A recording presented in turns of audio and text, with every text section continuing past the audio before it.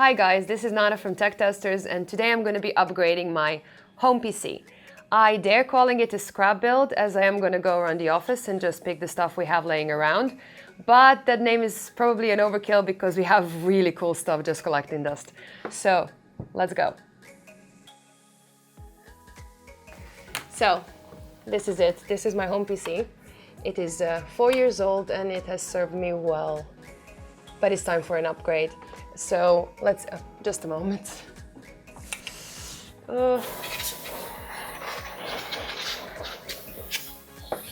Should have cleaned it, but that's okay.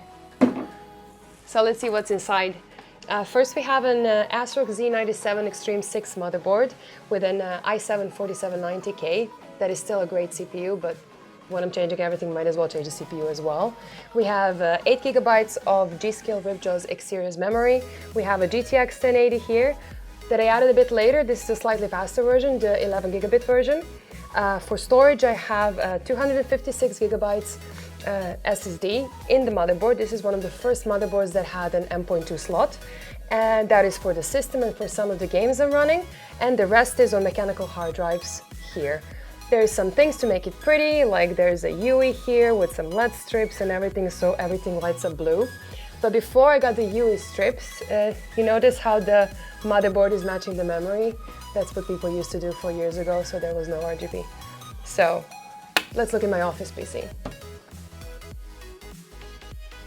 This is my office PC, and it's pretty much one of the main reasons I want to change my home PC, because coming home after working on this, it's been quite depressing lately. So let's see what we have here.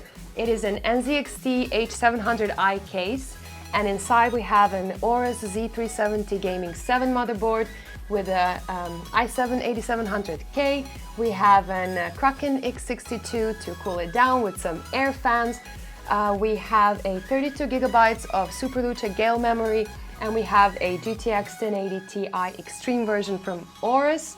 We have SSDs everywhere to have enough storage for whatever you need, and this PC is great for everything. You can do gaming on it, you can do streaming on it, you can do editing on it, whatever you wish.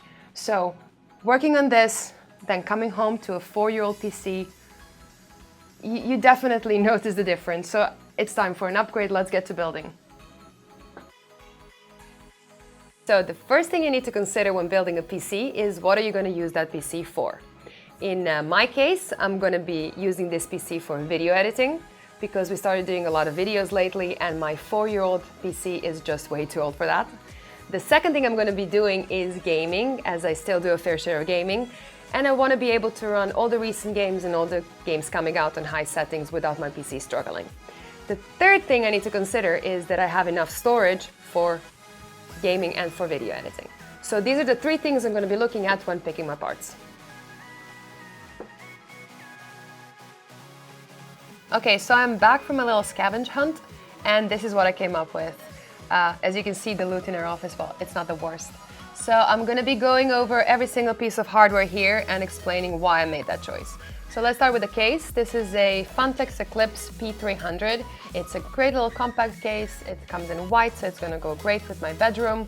It can fit everything that's on the table here, and it has a beautiful minimalistic design, which I really like. What it doesn't have is it only comes with 1 fan, but that's not a problem because I have a lot of fans laying around here, so, and I have a few contraptions here in plan, so that's going to be okay at the end. For the CPU, I chose an Kaby Lake CPU, so this is an Intel i7 7700K. The reason I chose this one is that this is actually going to be a transition PC because I'm really waiting for the new generation of CPUs to come out, which is going to be an 8-core Intel i7. And before that comes out, because I cannot wait, I'm just going to make this build for now and probably going to do an upgrade over a few months or so.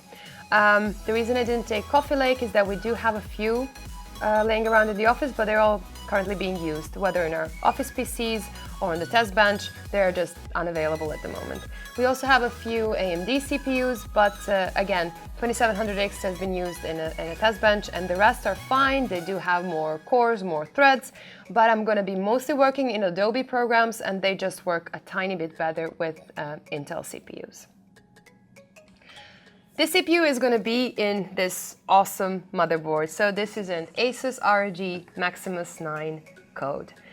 This is a high-end Z270 motherboard that has everything you want. It has great VRMs, it has RGB, it has great sound, it has Wi-Fi, it's sturdy, you can overclock it if you want to. It's absolutely wonderful. It is a bit of an overkill, but it was kind of collecting dust in the storage, and this motherboard deserves to be used. So it's okay, baby.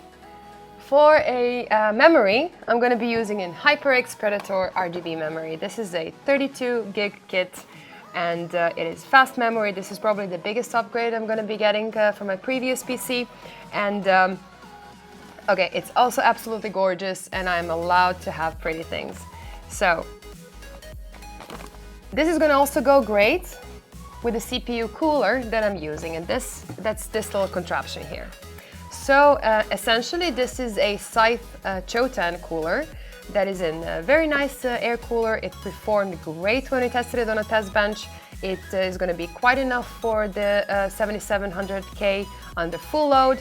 And instead of the Kaze Flex fan that it came with originally, I made this little contraption, and that is a Phanteks fan, a white one with a halo fan cover. Now what this fan cover does is that it has a addressable LED strip in here, and it's going to make this beautiful white part glow. And it's not going to be that highly saturated RGB light, it's going to be very nice pastel looking glow, so it looks absolutely lovely. And the same thing I'm going to be using for the back of the case, so it's going to have that white case with the pastel looking fans inside.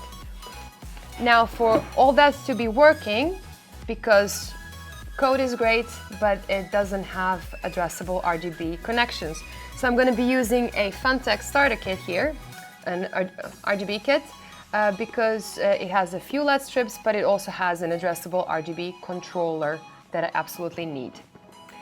Okay, for the power supply, I'm going to be using a Seasonic power supply, which is a fully modular supply. It's a power supply, it's a Focus Plus Gold.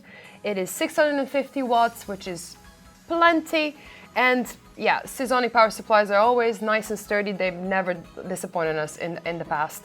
For the GPU, I'm going to be using my GTX 1080, which I used for my previous build. And for the storage, okay, so for my main drive, I'm going to be using an 860 Pro Samsung SSD. Pro is probably a bit of an overkill, but so what, I can.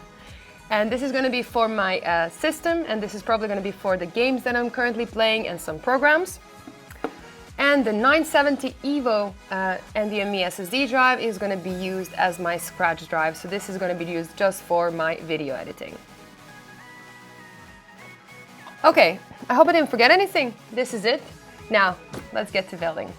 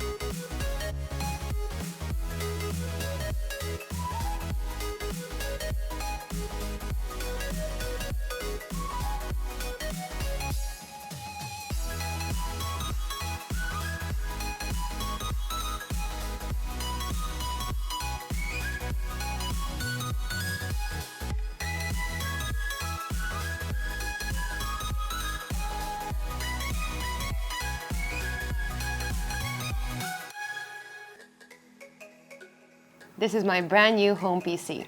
I'm going to leave a list of all the components I've used for this build in the description of the video. And thank you for watching. Don't forget to subscribe, and see you next time. Bye!